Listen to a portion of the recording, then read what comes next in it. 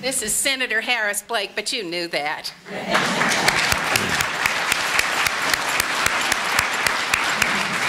What an awesome sight this is. When I came in, there's about 10 or 15 people in the room, but wonderful to see all of you people here for this very important occasion. It was about a year ago that I heard about a big deal going on over in Southern Pines, and they called it the Tea Party was getting together. And I was just telling Dee that I'm always reluctant to get caught up in things like that unless I know what's going on. But I knew that when the people that I had already known was going to be there, I said to myself, I'd better be there. So I go over to Southern Pines, and when I get there, I was a little late, came up Pennsylvania Avenue, and all of a sudden I saw Dave Warnoff coming out of the Pilot newspaper door. He looked around, and all of a sudden he started running towards Broad Street. I don't know why he was running, but I can't imagine anything else that would have caused him to run other than the fact that he had heard that there's a huge crowd on Broad Street. And there certainly was a huge crowd on Broad Street. Anyway, that was a great day. And even at that point, I remember Ms. Jarrett said to me, she says, we got this one, now what do we do next? I didn't know what to tell her to do because it was such a great event, but the way you do things anyway, if you believe in something strong enough, stick with it, and in a country that we have inherited, gives us the opportunity to have success with what we really want to do. So this is proof of that you can have success if you stay focused on what it is you're trying to accomplish. I want to share with you a little bit about where I was on November the 28th. I was in a hotel in Shanghai, China. 7 people having lunch. 3 of those people were Chinese people. The other 3 were Americans that had been there with me on a visit.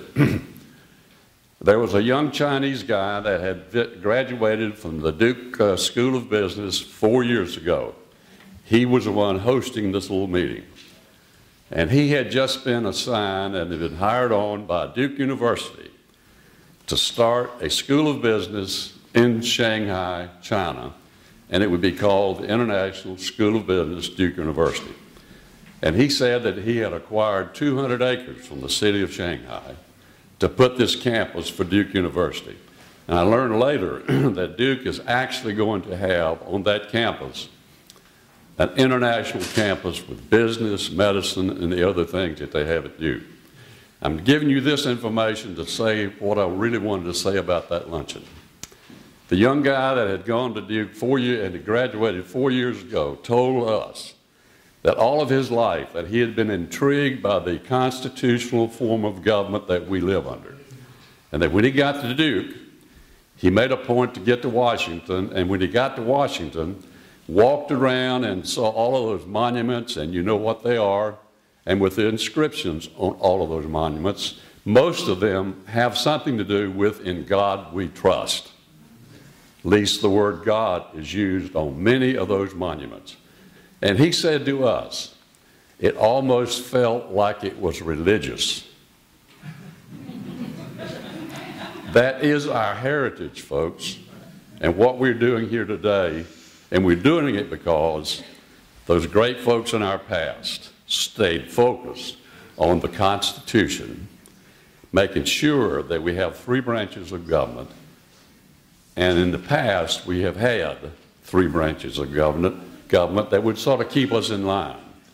But I confess today that we have reached the point that we are close to where we do not have those 3 branches of government that can counteract when they need to be, certainly within the framework of the government itself. So we're here today as free people to make sure that that 3 branches of government can function. And when I heard the other night that the guy from Boston had won that Senate seat,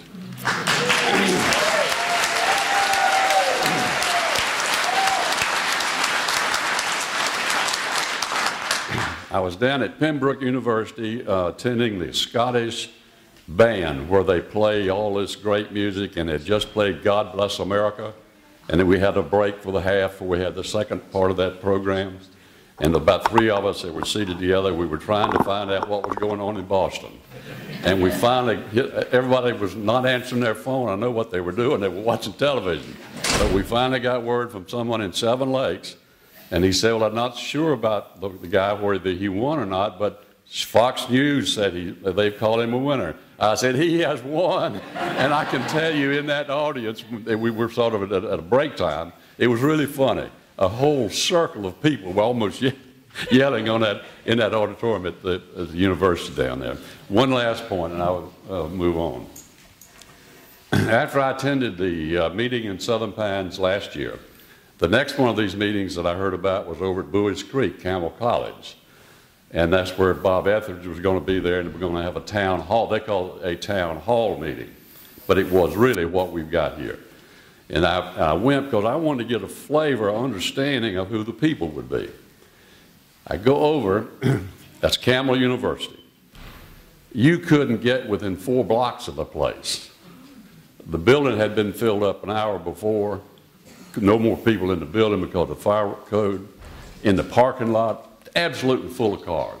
So I said I'd just assume I'll drive through and get back and not stay. And I drove through the crowd to turn around, and all of a sudden I saw this gentleman come across the parking lot to sort of meet me.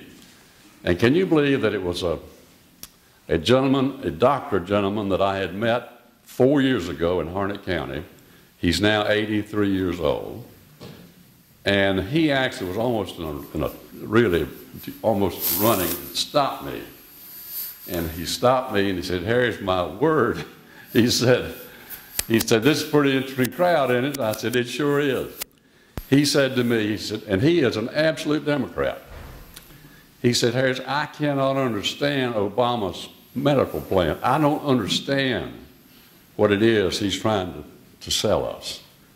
That is why I think Virginia, New Jersey, and Massachusetts came out and voted the way that we've got to do this for the next 2 years to make sure that we turn this great nation away from the way we're going so that our kids and grandkids can say, God bless America, and can say it anywhere they want to say it without being intimidated.